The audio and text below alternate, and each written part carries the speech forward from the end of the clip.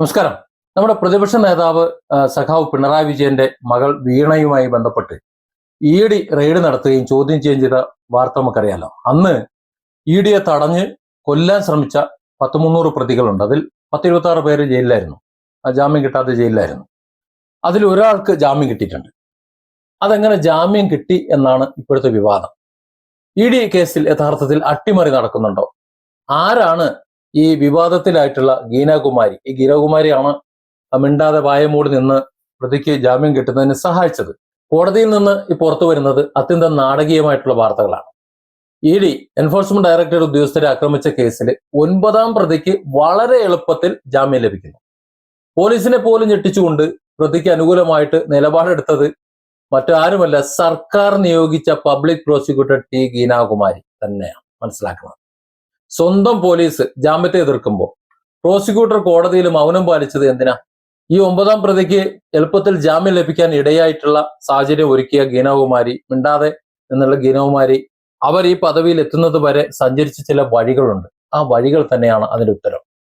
സാധാരണ പ്രതികൾക്ക് ജാമ്യം കിട്ടാതിരിക്കാൻ വേണ്ടി പ്രോസിക്യൂട്ടർ ശക്തമായി വാദിക്കാറാണ് പതിവ്. അവിടെ പ്രതിഭാഗം വക്കീല് ജാമ്യം കിട്ടാനും വേണ്ടി വാദിക്കും. എന്നാൽ ഇവിടെ കഥ ആകെ മാറി മറിയാം. ആക്രമണത്തിന് ഉപയോഗിച്ചിട്ടുള്ള വടികൾ കണ്ടെത്താനുണ്ട്, പ്രതിയെ കസ്റ്റഡിയിൽ വേണം, അങ്ങനെ പല കാര്യങ്ങളും കാണിച്ച് 13 ശക്തമായ കാരണങ്ങളുമായിട്ടാണ് പോലീസ് കോടതിയിൽ റിപ്പോർട്ട് നൽകിയത്. എന്നാൽ വാദം കേട്ട ദിവസം പ്രോസിക്യൂട്ടർ ഈ വിവരങ്ങൾ പോലീസിനെ അറിയിച്ചത് പോലുമില്ല എന്നാണ് ഉയരുന്ന ആക്ഷേപം. പ്രതിയെ ഇനി കസ്റ്റഡിയിലൊന്നും ആവശ്യമില്ല, അന്വേഷണം ഏതാണ്ടൊക്കെ പൂർത്തിയായി എന്ന് പ്രോസിക്യൂട്ടർ കോടതിയിൽ നിലപാടെടുത്തതോടെ 9ാം പ്രതി സുഖമായി പുറത്തിറങ്ങുന്ന ഒരു സ്റ്റേജിലേക്ക് എത്തി. ഇനി നമ്മൾ നേരത്തെ പറഞ്ഞ പോലെ ആരാണ് ഈ ടി ഗീനാകുമാരി? ഇതൊക്കെ ചെയ്ത ഈ പ്രതിയെ സഹായിച്ചിട്ടുള്ള ഈ ഗീനാകുമാരി വെറുമൊരു സാധാരണ അഭിഭാഷകയാണ് എന്ന് കരുതരുത്. 1990കളിൽ SFIയുടെ തീപ്പൊരി നേതാവായിരുന്നു അവർ. അതുമാത്രമല്ല, കൂത്തുപറമ്പ് വെടിവയ്പ് സമരത്തിലടക്കം പോലീസിന്റെ ക്രൂര മർദ്ദനമേറ്റു വാടിയ ചരിത്രമുള്ള വിപ്ലവകാരിയാണ്. നാഷണൽ ലോ യൂണിവേഴ്സിറ്റിയിൽ നിന്ന് PhD നേടിയ അപൂർവം വ്യക്തികളിൽ ഒരാൾ. ചില്ലറക്കാരല്ല, മനസ്സിലാക്കണം, ചില്ലറക്കാരിയല്ല. പൊതുവെ പ്രതികൾക്ക് നെഞ്ചെടുപ്പ് കൂട്ടുന്ന ഒരു പ്രോസിക്യൂട്ടറാണ് ഗീന എന്നുകൂടി നമ്മൾ ഇതിനോടൊപ്പം ചേർത്ത് വായിക്കണം. പോത്തൻകോട് സുധീഷ് വധക്കേസ് 11 പ്രതികൾക്കും ജീവപര്യന്തം വാങ്ങിക്കൊടുത്തത്.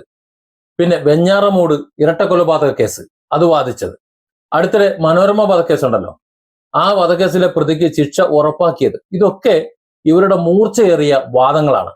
രാഷ്ട്രീയ രംഗത്ത് രാഹുൽ മാങ്കൂട്ടത്തിന്റെ കഥ നമുക്കറിയാം, ഈ അടുത്ത് നടന്നാണ്. രാഹുൽ മാങ്കൂട്ടത്തിന്റെ മുൻകൂർ ജാമ്യാപേക്ഷയെ അതിശക്തമായി എതിർത്തതും ഇതേ ഗീനാകുമാരി തന്നെയാണ്.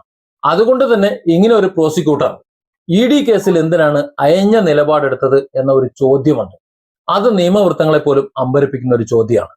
ഈ ഒത്തുകളി, ഇതൊരു ഒത്തുകളിയാണെന്ന കാര്യത്തിൽ സംശയമൊന്നുമില്ല. ഇത് വിവാദമായതോടെ പോലീസ് വകുപ്പ് ഇപ്പോ കടുത്ത അമർഷത്തിലാണ്. പ്രോസിക്യൂട്ടർ ഗീനാകുമാരിക്കെതിരെ സിറ്റി പോലീസ് കമ്മീഷണർ DGPക്ക് നേരിട്ട് പരാതി നൽകി കഴിഞ്ഞു.